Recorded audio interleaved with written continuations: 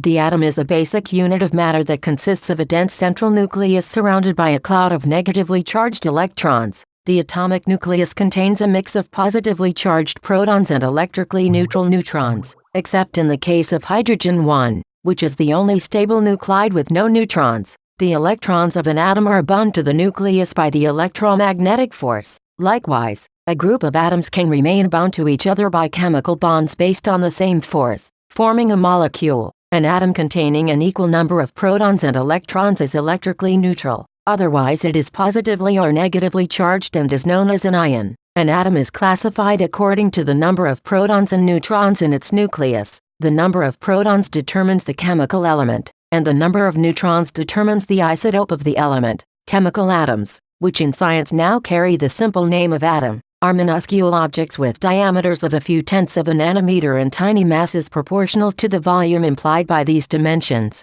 Atoms can only be observed individually using special instruments such as the scanning tunneling microscope. Over 99.94% of an atom's mass is concentrated in the nucleus. Note 1. With protons and neutrons having roughly equal mass, each element has at least one isotope with an unstable nucleus that can undergo radioactive decay. This can result in a transmutation that changes the number of protons or neutrons in a nucleus. Electrons that are bound to atoms possess a set of stable energy levels, or orbitals, and can undergo transitions between them by absorbing or emitting photons that match the energy differences between the levels. The electrons determine the chemical properties of an element, and strongly influence an atom's magnetic properties. The principles of quantum mechanics have been successfully used to model the observed properties of the atom.